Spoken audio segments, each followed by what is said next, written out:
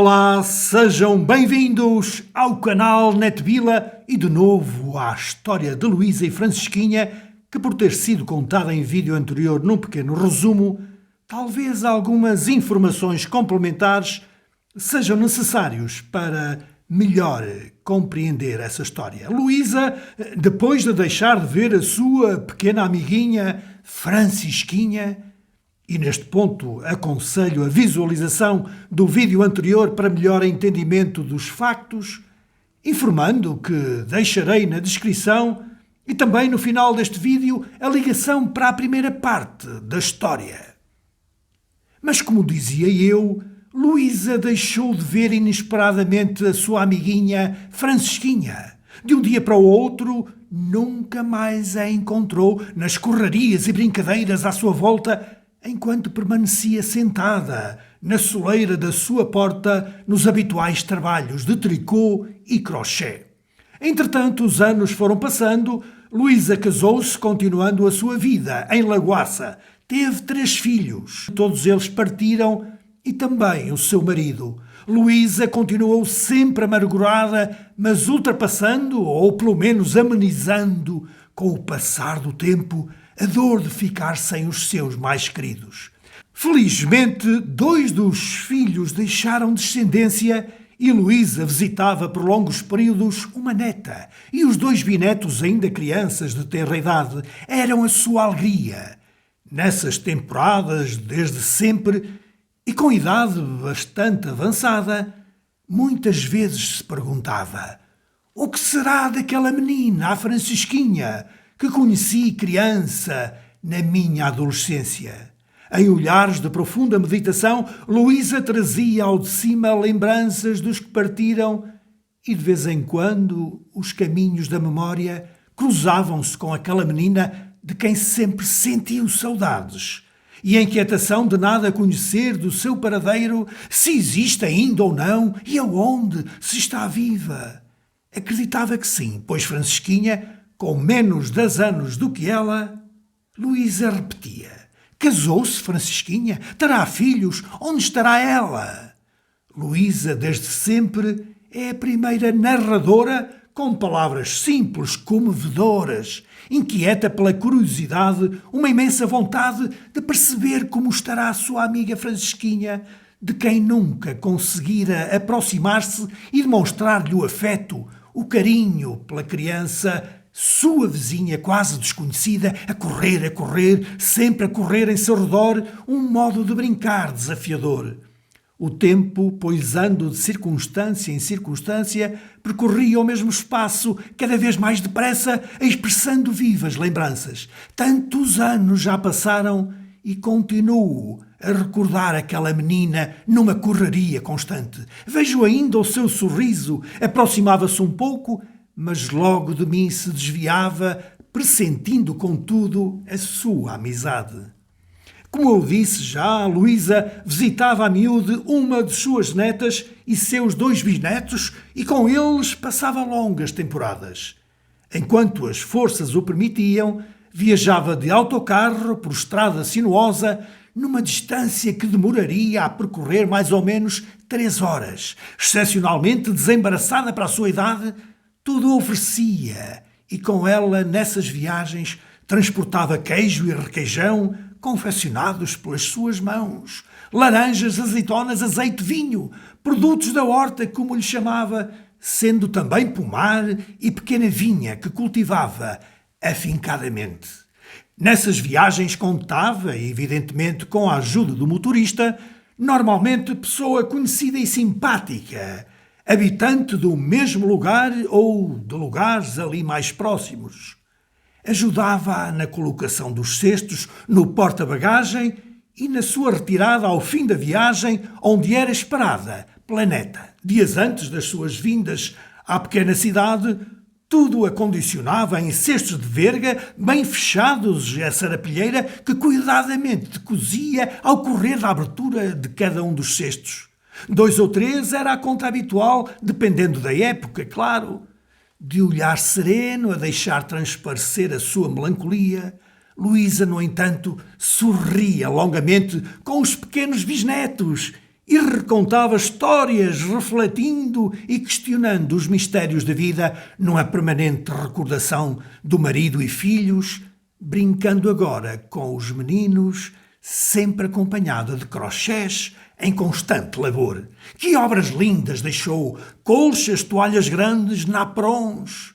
O trabalho artesanal de agulha que realizava, perfeito, não impedia o desenrolar dos pensamentos que mais a dominavam. De vez em quando, interrompendo-se por breves instantes, visitava expressiva episódios do passado, proferindo frases curtas, mas logo ampliando o seu raciocínio como de exercício de memória, se tratasse, sobre a sua amiguinha de tenra idade que nunca mais enxergou. Só simples perguntas. Que destino tomou conta dessa menina? Sobre Francisquinha, ia perguntando às suas vizinhas da aldeia, tentando saber das vidas que tivera de enfrentar e do seu paradeiro atual. Nada de concreto lhe era dito, pois Luísa, nos últimos anos, era a pessoa mais idosa e, por isso, as conterrâneas que viviam próximo de si desconheciam tal menina. Uma ou outra terá dos seus pais ouvido duas palavras soltas ou algumas notícias longínquas sobre a menina que deixou a aldeia muito novinha por via da mudança dos pais para outro lugar. Mas Luísa, já nos 80, não parava de conjecturar, aos poucos, através das diminutas vivências com Francisquinha e do quase desconhecimento dos progenitores, ia construindo a história, selecionando hipóteses, conforme a intuição e a vontade. Para Luísa, prodigioso milagre seria o conhecimento da aldeia ou cidade onde Francisquinha teria acabado por assentar, sabe-se lá sobre a proteção de quem, agora que seus pais partiram, certamente já deste mundo. Os anos iam avançando, repetindo-se as estadias em casa da neta, e com as dificuldades físicas a aumentarem, apesar de Luísa gozar sempre de uma saúde de ferro, as viagens em autocarro foram sendo substituídas por automóvel, que até aqui eram efetuadas apenas no regresso à aldeia. Mas o seu espírito continuava intacto e as lembranças persistiam.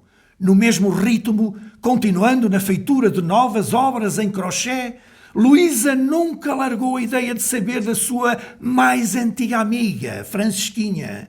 As perguntas, curiosas, não mais a deixaram enquanto intervalava na meditação dos familiares mais íntimos que a deixaram precocemente. Mesmo assim, oh maravilha, um neto, duas netas, dois bisnetos, oh que lindos os meus meninos, oh que lindos! Passaram os 80 anos, estando agora Luísa nos 90, ainda com um admirável vigor.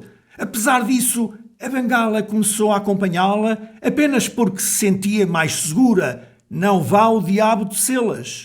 Juntavam-se por vezes suposições e palavras ditas e reditas, fazendo delas realidades ou só ilusões na tentativa de encontrar caminhos que levassem à satisfação da curiosidade. Tantos anos passaram, sem conhecer a menina tornada adulta, realçava em baixo tom Luísa, incrédula, olhar prostrado no infinito da sua conformidade. As conversas variavam, flutuando pelas épocas do ano. Datas importantes de acontecimentos familiares eram pontos de referência a marcarem quase sempre pequenas observações, motivando longos e acalorados debates a trespassarem distintos estados de espírito, principalmente nos serões de inverno.